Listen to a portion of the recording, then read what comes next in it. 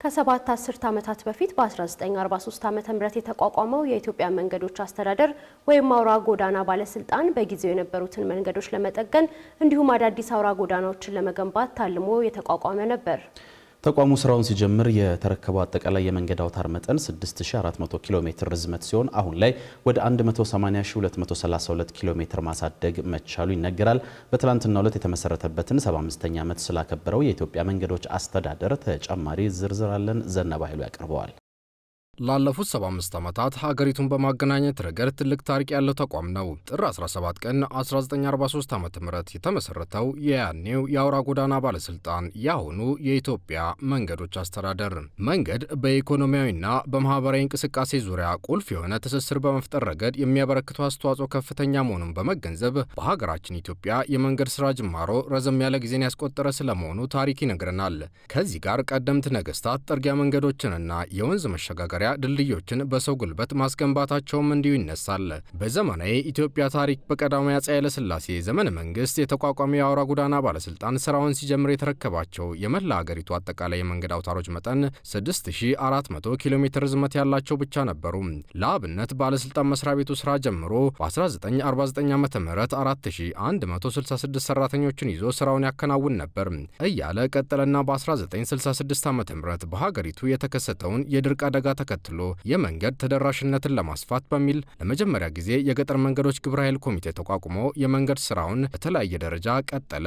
መሰል የመንገድ ስራዎችን ለማከናወን ግን የነበረው በመካከለኛ ደረጃ እንኳን የሰለጠነ የሰው ኃይል አነስተኛ በመሆኑ በሰው ኃይል የመንገድ ግንባታና ጥገና ማሰልጠኛ ማዕከል እንዲቋቋም ተደርጓል። በነገራችን ላይ ተቋሙ ስራ ሲጀምር 6400 ኪሎ ሜትር ርዝመት የመንገድ አውታር መጠን ይረከብ እንጂ በጥሩ ሁኔታ ላይ የሚገኘውና አገልግሎት የሚሰጠው 875 ኪሎ ሜትር ብቻ ነበር።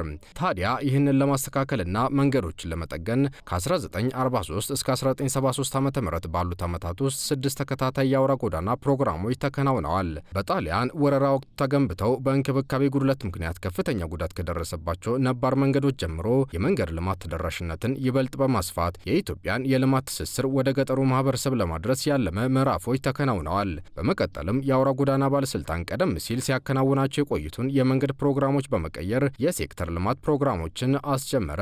የሴክተር ልማት ፕሮግራሞቹም በተለይም የሀገሪቱን የግብርና ልማትና ማህበራዊ አገልግሎት ይበልጥ ለማቀላጠፍ የሚያስችሉ የገጠር መንገዶች ግንባታ ላይ ትኩረት ተደርጎባቸው ሲሰራ መቆየቱ ነው የተነገረው። በእነዚህ ፕሮግራሞች በአጠቃላይ 8899 ኪሎ ሜትር የሚሸፍኑ መንገዶች ተገንብተው ለአገልግሎት በቅተዋል። በቀጣይ በ1989 ዓ.ም የተጀመረው የመንገድ ዘርፍ የልማት ፕሮግራም በኢትዮጵያ የመንገድ ልማት ታሪክ አዲስ ምዕራፍ ስለመክፈቱ ይነገራል። የፕሮግራሙ ዋና ዓላማ የመንገድ አውታሩን ማስፋት፣ ጥራትን ማሻሻልና የጥገና ስርዓትን ማጠናከር ነበረ። የመጀመሪያው የመንገድ ዘርፍ ልማት ፕሮግራም ከ1989 እስከ 1994 ዓ.ም ዋና ትኩረቱ አዲስ አበባን ከክልል ዋና ከተሞች ከንግድ ማዕከላትና ከወደብ መስመሮች ጋር የሚያገናኙ አውራ ጎዳናዎችን ማሻሻል ነበር። በዚህ ወቅት 8709 ኪሎ ሜትር መንገድ ተገንብቶና ታድሶ ለአገልግሎት በቅቷል። በተመሳሳይ ከ1995 እስከ 2017 ዓ.ም በተተገበረው ፕሮግራም በርካታ ስራዎች በመሰራታቸው የሀገሪቱ አጠቃላይ የመንገድ አውታር በ1989 ዓ.ም ከነበረበት 26550 ኪሎ ሜትር ወደ 180232 ኪሎ ሜትር እንዲያድግ ተደርጓል። እነዚህ መንገዶችም ከተለያዩ ዓለም አቀፍ ተቋማት በሚገኝ የብድርና የድጋፍ ገንዘብ እንዲሁም በሀገሪቱ በጀት የተሰሩ መሆናቸውን ማንሳት ያስፈልጋል። ከ75 ዓመታት በፊት ከአንድ አካባቢ ወደ ዋና የአስፋልት መንገድ ለመድረስ ሰዓታት አልፎ ተርፎም ቀናት ይወስድ ነበር። ዛሬ ላይ ግን በመንገድ አውታሩ መስፋፋት ምክንያት ዜጎች በአማካይ በአንድ ሰዓት ከ25 ደቂቃ ወደ ዋና መንገዶች መድረስ እንደሚችሉ ነው የኢትዮጵያ መንገዶች አስተዳደር የሚገልጸው። የሀገሪቷ ኢኮኖሚ በተለይም በግብርና ላይ የተመሰረተ በመሆኑ ከዘርፉ የሚጠበቀውን እድገት ለማሳካትና የመንገድ ተደራሽነት ፍላጎትን በዘላቂነት ለማሟላት መንግስት ለመንገድ ስራ ትኩረት ሰጥቶ እየሰራ ስለመሆኑ ይገለጻል። ተቋሙ ላለፉት 7 አስርት ዓመታት ሀገሪቷን ሲያገለግል የቆየ ሲሆን የገጠሩን ክፍል ከከተማው በማገናኘት ኢኮኖሚ ትስስር እንዲጠናከር ማድረጉን ትላንት ተቋሙ የተመሰረተበትን 75ኛ ዓመት ባከበረበት ወቅት የአስተዳደሩ ዋና ዳይሬክተር ኢንጂነር መሐመድ አብዱራህማን ገልጸዋል። ለ75 ዓመታት ኢትዮጵያን በመንገድ ያስተሳሰረ፣ የኢኮኖሚ እድገቷን ያፋጠነ፣ ማህበራዊ ትስስሯን ያጠናከረ እና የልማት ጉዞዋን በጽናት የደገፈ ታሪክ ለማክበር ነው። መንገድ ሲገነባ የሚገናኙት ከተሞች ብቻ አይደሉም። ህዝቦች ይቀራረባሉ፣ ገበያዎች ይስፋፋሉ፣ አገልግሎቶች ተደራሽ ይሆናሉ፣ የሀገር ኢኮኖሚ ይጠናከራል፣ የአንድነት መሰረቶችም ይጠናከራሉ። የመንገድ ልማት የኮንክሪትና የአስፋልት ስራ ብቻ ሳይሆን የሀገር ግንባታ ሂደት ነው።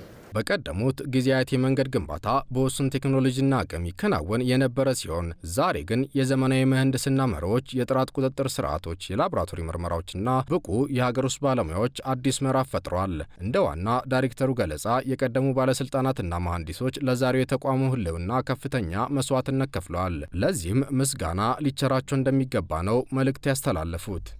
በየጊዜው በተራሮች፣ በሸለቆች፣ በወንዞች እና በከፍተኛ ሙቀትና በብርድ አንዳንዴም ከቤተሰቦቻቸው ርቀው በትጋት የሰሩ መሐንዲሶቻችንን፣ ቴክኒሻኖቻችንን፣ የመስክ ሰራተኞቻችንን፣ የድልድይና የመንገድ ግንባታ ባለሙያዎቻችንን እና በተለያዩ የሙያ ዘርፎች ያገለገሉ ሁሉንም የተቋማችንን አባላት የዚህ ክብር ባለቤቶች ናቸው።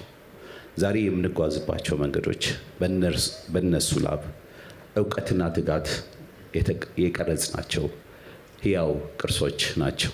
የእነሱ ስራ በመንገዶቻችን ላይ ብቻ አይታይም፣ በሀገራችን የልማት ታሪክ ውስጥ ለዘላለም ተቀርጿል።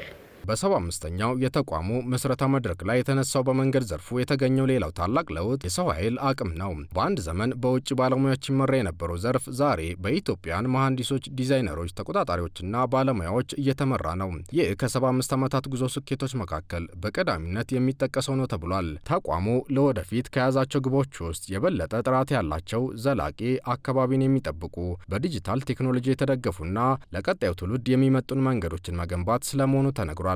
ብሎም በመንገድ ስራ የሚታዩ ክፍተቶችንና የሚነሱ የጥራት ችግሮች በቴክኖሎጂ በታገዘ መንገድ በቀጣይ አጠናክሮ በመስራት የመሰረተ ልማት ጥያቄዎችን ለሚያነሱ ዜጎች ምላሽ ለመስጠት እንደሚሰራ ተጠቁሟል።